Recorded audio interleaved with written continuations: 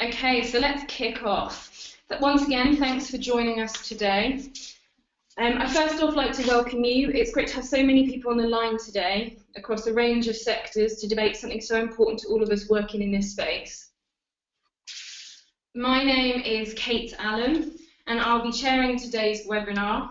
I'm the Marketing Manager for CrowdControlHQ, the UK's leading social media risk management and compliance platform. My day job means that I have significant experience in developing social media strategy, planning, delivering evaluation across a range of sectors, with a love and specialist knowledge of public sector, education, sport and leisure. Please do bear with us as we are live today, so please keep your feedback coming so that we can make this as an interactive a session as possible. So just drop in your comments and feedback in the chat session on the right and we'll try and keep up with you. Today I'm joined by James Leavesey, CEO of CrowdControlHQ. Prior to CrowdControlHQ, James operated as a consultant for early stage technology companies. He has an MBA from the University College Dublin, and in his earlier career introduced a new division with BOC and led business development in Russia and Eastern Europe. Hi everybody, thanks for joining us today. And as Kate mentioned, please send your questions through to us and I'll let Kate kick things off. Okay, so the objectives for today's webinar are to discuss the challenges facing organisations that are using or want to use social media, as well as what they need to have in place to deliver enterprise social. What we will then finish off with is an opportunity for you to ask James and myself any questions that you might have. So to start off, we need to answer the question, what is enterprise social media? Here at CrowdControlHQ, we have pulled together a definition that we believe best sums it up. So enterprise social media is how a complex organisation with multiple audiences and varied objectives efficiently arranges itself to deliver one-to-one, one-to-many, and many-to-many communication across the digital landscape. Now, before we start to tackle the challenges and requirements, let's take a look at the evolution of social media and how it has brought us to where we are today.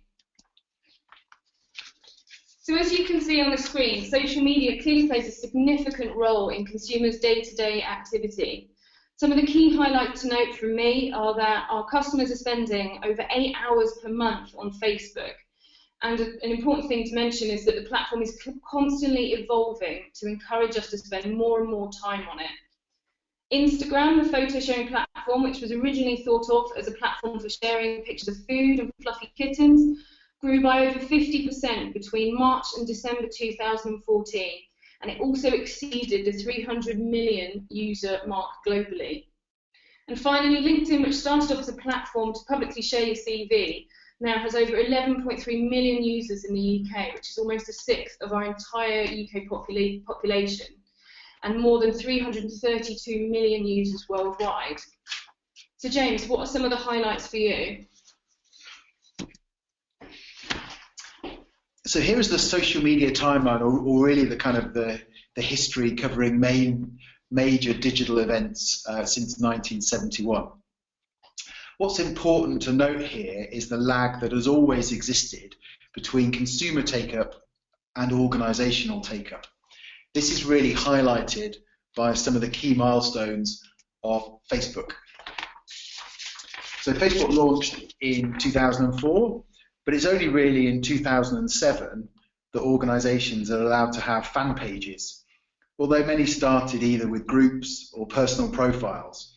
I mean, actually, personal profiles are now something that are banned by organisations and against Facebook's terms and conditions.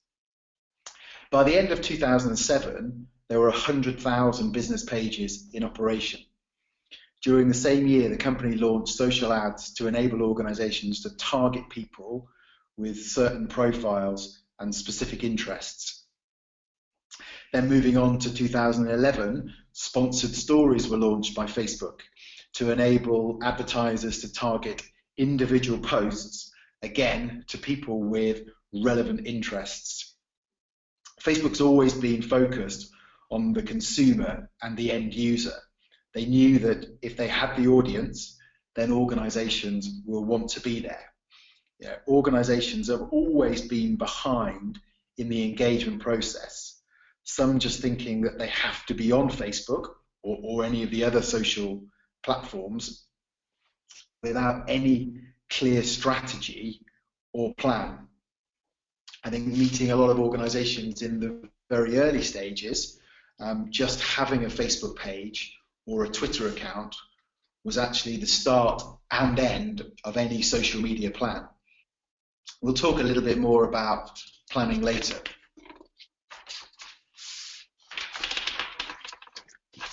So one of the key questions that we always ask organisations when we meet them for the first time is, how many social media accounts do you actually have that represent you, and how many users in total have access to these accounts? We get a range of responses, but quite often, and worryingly so, we hear the response, we don't actually know. We don't know how many users have access to our social media accounts, and actually we genuinely don't know how many social media accounts currently represent us. So one specific organisation that I'm not going to name said that over an 18-month period they saw the number of accounts representing them grow by over 3 times.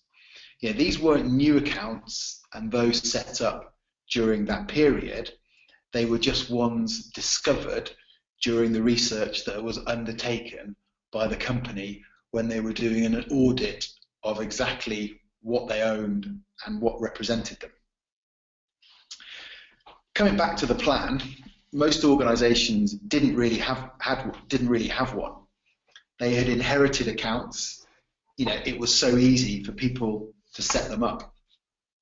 Every time a campaign was launched, people thought, I know, let's set up a Facebook page to support it.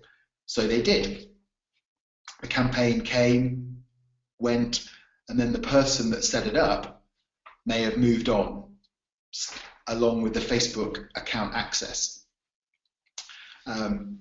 which is fine. So the organisation now doesn't know that they own this particular account, but to the consumers, it's still there, it's still visible, it's got the organisation's brand on it, and in some instances, people are asking questions, but no one is responding. This is potentially extremely damaging to the organisation.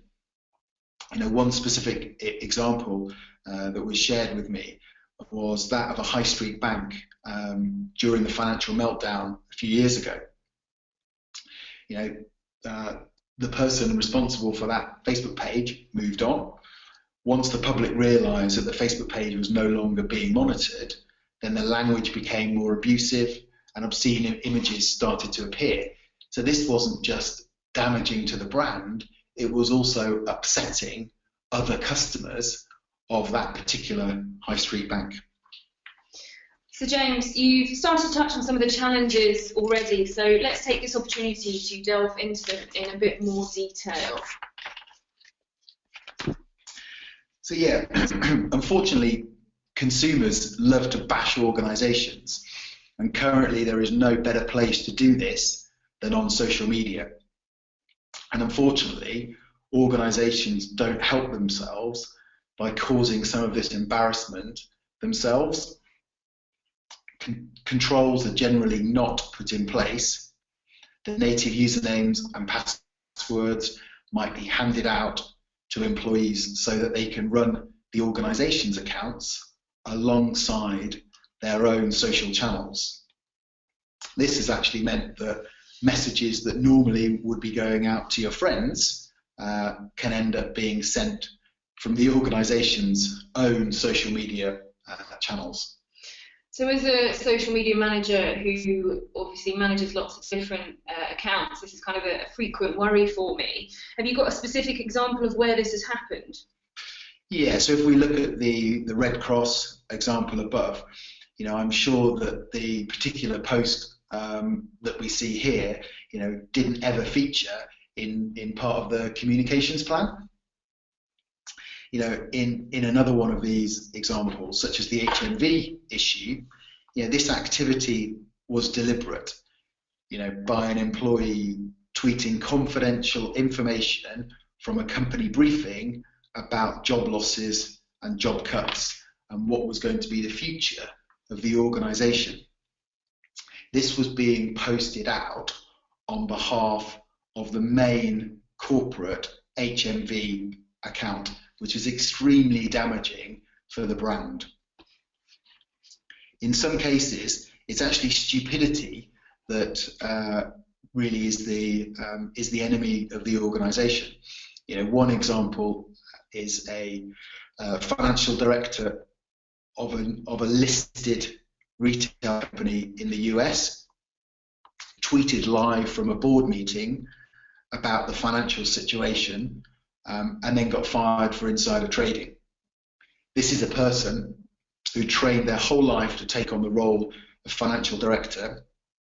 They understand the rules, they understand how to communicate, they understand how important it is about delivering financial information to the markets, and then this goes totally out of the window when it comes to social media. So why do you think this happens, and why do you think that the traditional rules do seem to go out the window on social media? Well, I think this comes back to the one-to-one nature of the channel. People think that it is just the same as talking to your friends in the pub, actually forgetting that the world is listening, and the corporate guidelines that are generally put in place are then completely ignored. Quite often, the more senior the manager, the worse the mistake. And I think this, unfortunately, goes hand in hand with lazy journalism. Journalists are just waiting for mistakes to happen so they can make a quick story with little investigative effort. And I think this is clear because you now see that more and more stories are being publicly reported in the traditional channels in terms of mistakes on social media. So we've demonstrated that there are many examples about how a lack of control has caused embarrassment, but how about a lack of resource? Yeah, so one of the examples I've got here is a police force that is operating social channels. It's run by the communications team, and they obviously work between the hours of 9 to 5 and Monday to Friday. And although on every single one of their social channels, it clearly states that not to report crimes, and if a crime is being committed, to call 999. Well, for some people, social media, is the channel that they prefer, and they may not visit the actual page itself, but they might just mention the organisation. So this particular incident, someone did report a crime on a Friday night, and it wasn't picked up until Monday morning. Luckily, it wasn't a life-threatening incident, but actually it was extremely embarrassing for the organisation. And it highlights that if you operate social channels, you need to be able to resource them. And what's slightly embarrassing for this organisation is that they obviously do operate 24/7, a 999 and a 101 telephone numbers that are constantly being picked up by the control room. So I think if you do operate social channels, you have to be able to resource them. Along with not having a plan, not allocating sufficient resource to social media is one of the most common mistakes that can harm the reputation of any organisation. Okay, so in May 2014, Forrester wrote a report on managing the risks of social media, which you started to touch on already. Their research stated that all organisations need to manage their social media risk, but unfortunately very few do. The research was mainly focused on the US, which is generally about 18 months ahead of the UK. and during this time. James, can you tell us a bit more about how companies assess which risks to try and manage? Yeah, so how risks are managed or even identified is a fairly simple process. The first risks to be managed by any organization will be those where something has happened to that organization and they want to stop it happening to them again. The second set is when something has happened and had an impact on another organization that they are aware of. It could be another organization of a similar size, or perhaps a competitor. And they want to make sure that whatever issue did happen doesn't happen to this organization in the future. The third category is where these are risks that this may well happen to us one day, but we don't know anybody that's been impacted by this particular incident. And I think this is generally where social media sits, and is one of the reasons why Forrester state that so few organizations actually do manage the risks. I think that quite often there's a reason for this, and I call it the management gap, or the knowledge gap. And really it's the gap between those responsible for risk within the organization and those responsible for social media. For example, quite often we find that heads of HR, IT and legal spend very little time trying to understand what social media is, how it's being used, and what could go wrong. If you know little or nothing about the subject, then you cannot even start to think what the risks are, and therefore should they be managed. For organizations that have lots of social media accounts, the sharing of usernames and passwords is rife, and yet in many of these organizations, IT or information security teams do not know that the sharing of usernames and passwords goes on.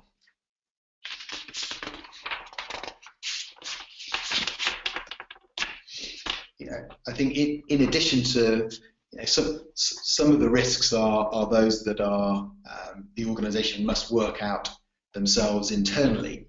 However, coming with managing social channels is a whole series of new legal risks. When organizations take on a new set of responsibilities when they take on the management of a Facebook page. They actually become a publisher and are responsible for all of the content that appears on their pages, not just the content that they post themselves. If you go on to the Guardian newspaper's website, you will be able to comment on stories and articles. And the Guardian newspaper is responsible for all of that content. And therefore, if someone makes a libelous comment, then you will be responsible for that comment. Saying that you don't operate at weekends is not an option in order to plead your innocence. On top of these new responsibilities, there are the questions around the complexity of what and who is required to deliver social media within the organization.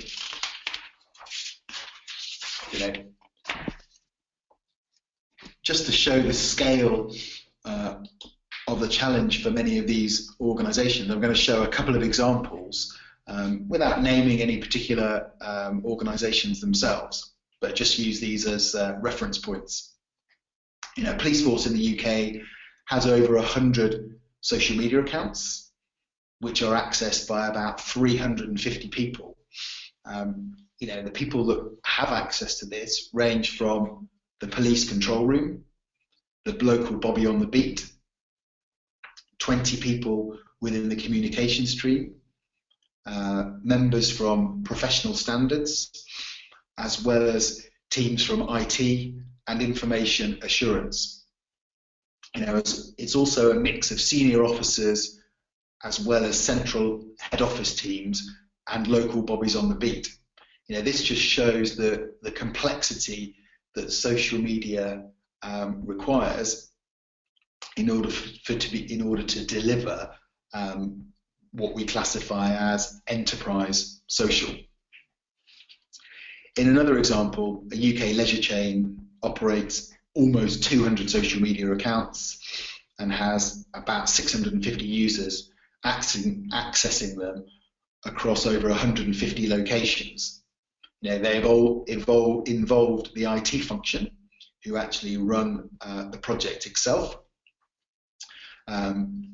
It's overseen by the central communications team, but actually social media is also integrated into the customer service team. It's accessed by regional managers, local managers, and there are employees at each local site responsible for preparing the ideas for local content. These numbers just show the scale of who's involved in delivering social media and some of the challenges that all organisations, if not facing today, will be facing in the near future.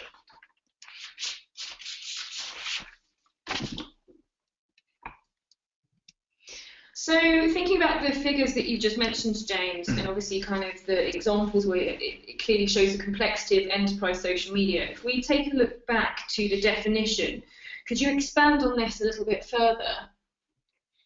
Yeah, so organisations have multiple audiences, multiple stakeholders, which might include investors, suppliers, customers, consumers, regulators, influencers, and each one of these will have a whole series of communications objectives that are aimed at each one of these.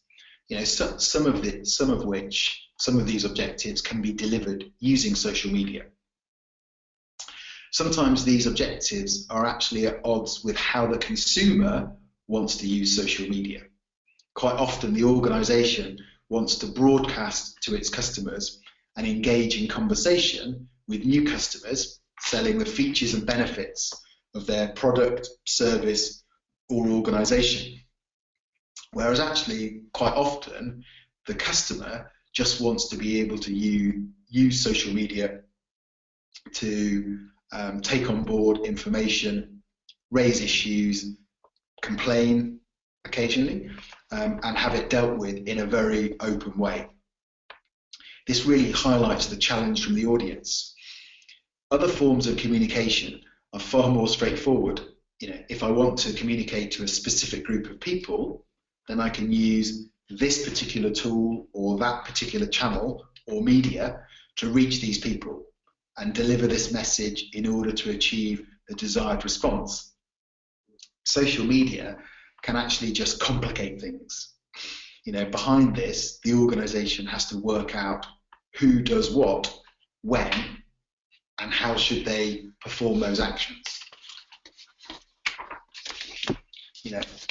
I think from the examples that we shared of the leisure organisation and the police force, collaboration is critical.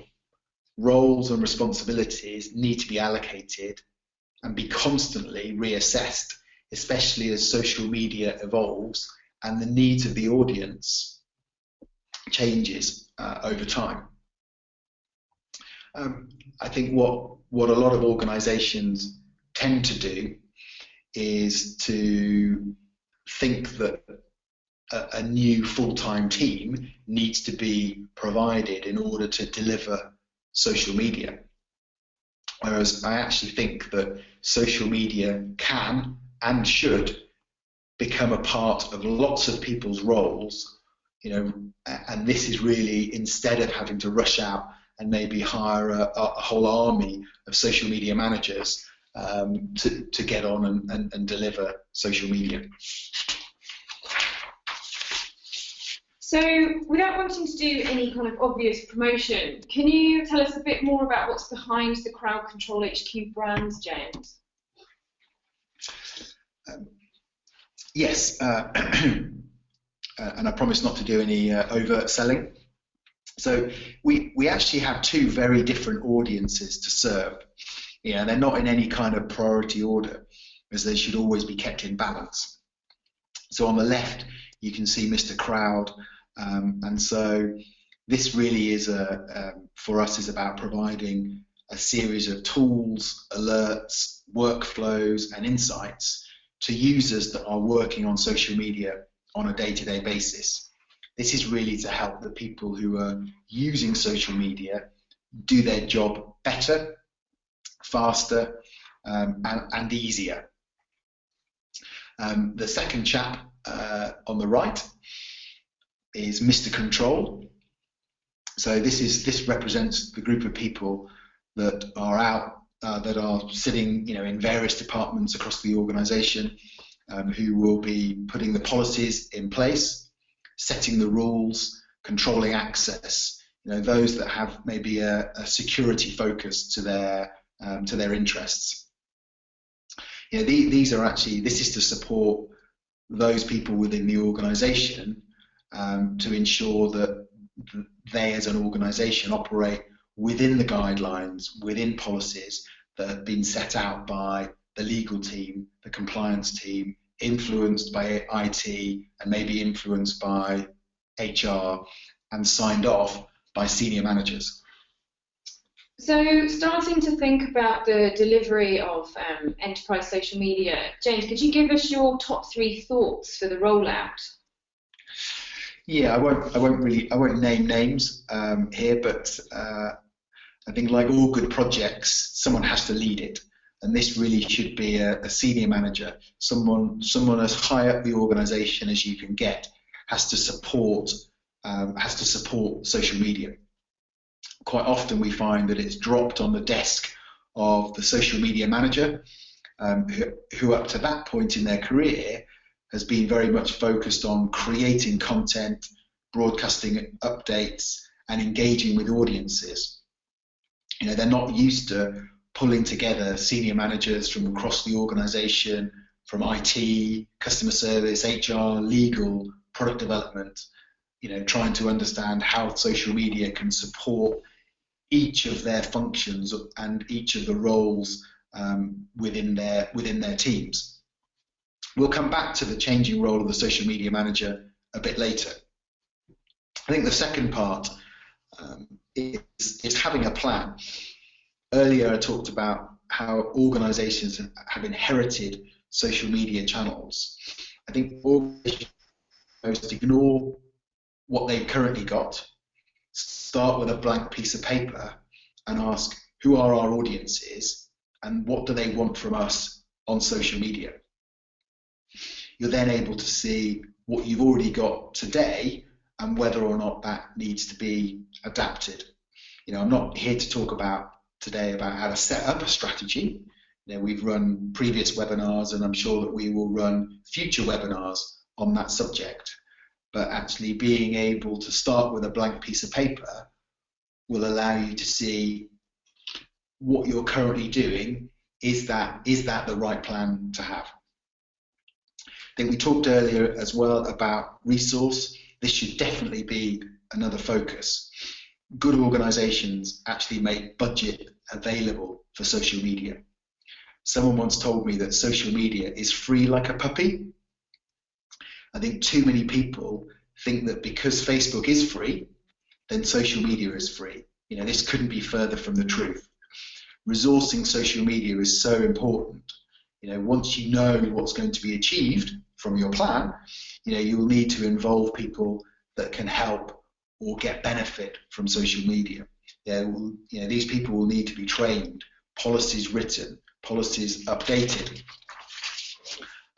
policies enforced, software will need to be purchased, time allocated by managers of other departments. It doesn't have to be about growing a full-time team, but ensuring that social media may become a small part of the role for lots of people. So moving on to the content delivery side, as we've mentioned earlier, the press are so keen to kind of pick up on blunders. Why is it that some organisations can get it so wrong? Yeah, I think maybe this is a little bit more in the early days, but I think so much of social media has been about trying to be too creative, too quirky, too much focus on perhaps winning awards, which can quite often backfire. I think, with people power, if consumers don't like the way an organisation is behaving, then they will hijack the Twitter hashtag, such as that which happened to McDonald's on their McD Stories campaign. British Gas is another example of this. They decided to run a Q&A on Twitter with the CEO the day after the organisation decided to increase prices. Can you imagine what happened? But actually, more importantly, can you even think about how it happened? I think there's only a couple of scenarios here. The first is that the social media team don't speak to other departments and didn't know the price increase was coming, or they just didn't realise what the effects would be. I mean, the effects were pretty monumental, because either way it caused quite a number of other organisations to cancel their planned CEO Twitter Q&A sessions for fear of a similar backlash. So again, I think it's extremely important to make sure whatever strategy is put in place, there is integration across all departments, operational, financial, HR, legal, etc., etc. For me, social media should really be at the heart of the organisation and should not sit in a silo inside the communications or the digital team. So looking back to the early days, when almost all organisations started with a broadcast strategy for social media, so kind of a push approach. But given that there was a 74% increase in complaints in 2014, and social media played a key role in this, with over 5.2 million complaints made by social media just last year, how have organisations had to evolve to this? Yeah, I think many organisations have been forced to pull back from pure broadcast and brand promotion to the delivery of customer service. One transport company was using social media to tell its audience about new vehicles that were being launched that day in a particular area, with a set of awesome new features. The audience, the social media audience of that particular organisation, just jumped on the back of that particular post to then complain about the standards of the vehicles that they were currently travelling in. The backlash was so profound that it fundamentally changed how the organisation decided to approach social media from that moment forwards. Consumers are extremely savvy. They know that by complaining on social media, organisations will almost always give in to demands, or at least force a faster response. Consumers know, we know, because we all do this, and I'm guilty of this too, that because it is so visible for everyone to see, the organisation therefore has to rush around and be seen to be solving problems and pleasing customers because it is so open. Npower, have openly said that they will deal with complaints quicker on social media than they will through any other channel. Why? Because it's visible for the world to see. It's the equivalent of allowing anyone to listen in to any call that comes into the customer service centre at any time. So, given that social media now clearly has a kind of a high emphasis on customer service, what impact has this had on the role of the social media manager? Yeah, as we started to touch on earlier, it really changes the role and responsibilities, and therefore the skills required to be a social media manager of the future. If it is not already, then the role will become a lot less about content creation and become much more about strategy, leadership, and coordination across functions within the organisation. Originally, the role was filled by a PR professional or someone with a marketing background, and whose main focus was to generate content, respond to questions, reach out to potential audiences, increase the reach, increase follower and fan numbers. There's still a requirement for these skills within the team, but they may well be different to the actual social media manager of the future. I think in future the person will have some project or program management skills, especially as they're moving away from a content creation role and moving towards more of a leadership role within the organization.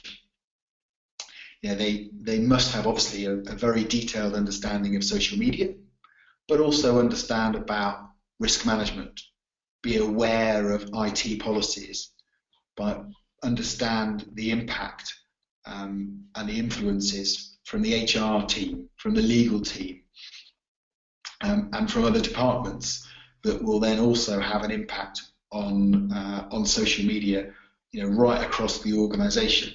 And it'd be great if they came from an operational background as well, especially as we talked about earlier, with the sort of move towards the integration of social media into the customer service team.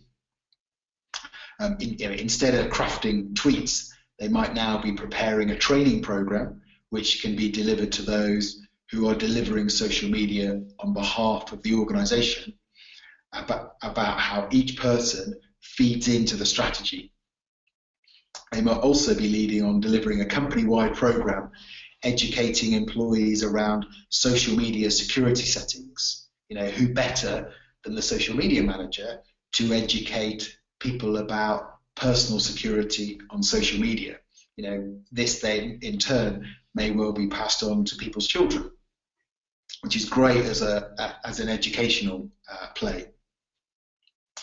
They'll be able to map workflows so that all relevant social media information can be shared across the organisation to help individual departments make decisions using social media as a basis.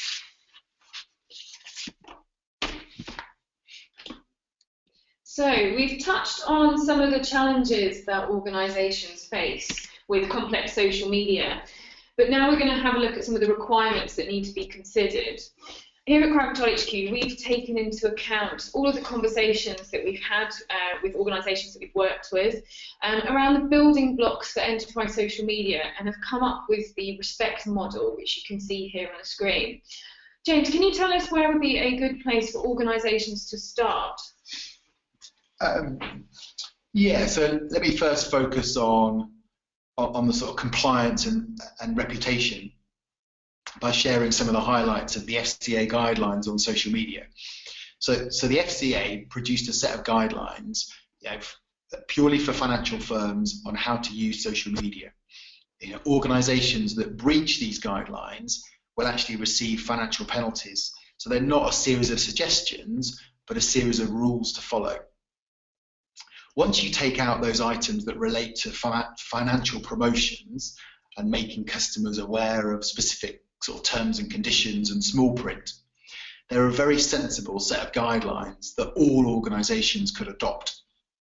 First, ensure that the organisation has an overall understanding of the risks of social media, especially at board level, and make sure that plans are put in place to manage these risks. Help senior managers to understand where the organisation might be exposed, perhaps by customer complaints or by breaches within the IT, breaches of the IT policies and guidelines. Second, put controls in place to ensure that the brand can both protect its own reputation and protect its customers. This could be automated controls that capture content that may breach the organisation's communications guidelines before they are posted, or have manual sign-offs in place to ensure that standards are always maintained. It could be having moderation technology in place to enable any abusive or libelous content to be stripped from the organisation's Facebook page before it becomes embarrassing for that organisation or may offend customers of that organisation. And third, keep records. From a governance perspective, it's really important to know who has sent what particular content and to keep records about this. Not only does it instill good discipline across the organisation, but it's also extremely useful for training purposes and for developing best practices. Fourth for me is ensure a working relationship across all departments for social media. This is, again, including the legal team, HR team, IT team, and especially for financial and automotive organisations, make sure that there are efficient working practices with compliance. I think finally, know that getting it wrong can really damage your reputation, costing you a huge amount of effort to resolve and be potentially financially damaging. It is much better to think these particular scenarios through in play up front and put controls in place to make sure that you don't have to sort out the mess once it's taken place. Okay, so we touched on an example earlier about the police force where crime was reported and not picked up until 2 days later. Why is resourcing so important? Yeah, so for many organisations, these things are not life-threatening, unless you're an emergency services organisation. But it could be brand or reputation threatening. The integration into the control rooms, contact centres and customer service teams is extremely important, and has to be supported by the right workflows to ensure that the right content gets to the right people and can be responded to without adding in any additional cost. We were talking to one organisation and we did some analysis on the costs of servicing customers across various channels. Obviously the most expensive was face-to-face. Second was the phone, and then followed by the cheapest form of servicing customers, which was via sort of digital text and self-serve on the web. Interestingly, the use of social media, was almost as expensive as face-to-face sessions. If we think through the process, the comms team were receiving a post that related to the customer service query. They then had to try and source the right person in the organisation to get a response, wait for it to be investigated. A response was then prepared by that particular individual who had the relevant information. It's then rewritten by the person in the communications team for social media and then reposted. Well, what happens if there's a follow-up question? You see how all these costs start to add up. With so much content coming through social media that potentially requires a response from someone within the team that has specialist knowledge, also things can sometimes get forgotten. Social media managers in some organisations have just become quite expensive postmen. So actually there has to be a way, well there is a way, and we know how there is a way, that this can be automated. So, taking into account the changes that organisations need to consider to tackle an enterprise social media approach, how have organisations ensured that the governance of enterprise social media is working? So getting the governance right means that actually you have to have the right people feeding into these policies. So people from IT, people from HR, people from legal. It's very much about setting up steering groups. It may already seem like the horse has bolted, but in some respects, this is where the organisation is where it is. So putting in systems in place to then take on this governance. What's the point in having a policy if you don't then police it? if you don't police the policy, then you can't enforce it, so people will just generally ignore it. You know, surely again, it's better to have controls in place to protect the reputation of the organisation rather than try to sort out the issues after the event. You know, in the case of financial or automotive organisations, not only does this protect the reputation of the organisation, but it will also ensure that they stay clear of fines from breaches of the FCA guidelines. So we've had a run through of the definition of enterprise social media. We've touched on the challenges and the requirements organisations need to consider. James, if you could give us one final piece of advice to organisations who are looking to take an enterprise social media approach, what would it be? I think quite simply, respect social media. And actually social media managers really need to help senior managers and operational teams right the way across the organisation understand what the benefits of social media are and the role that they can play, and actually ask for help in order to deliver enterprise social media. Okay, great. So thank you for staying with us so far. We'd now like to throw the floor open to you, our listeners, to see if there are any questions that we've left unanswered. Hopefully we've covered most of your questions throughout the session. One of the questions that we have had come in during the webinar is that, so James, you mentioned that the FCA guidelines were a fairly good set of kind of guidelines for other organisations to follow. Do you think that other regulatory bodies will start to follow suit and introduce their own guidelines? Very good question, Kate. So I think they will. I mean, it's taken a long time for the FCA to A, consult their members, B, to do their homework, and C, to then publish these guidelines. So I think, yes, other regulatory bodies will prepare sets of guidelines, but I think unfortunately these will always be slightly behind the curve because of the consultation process that has to take place.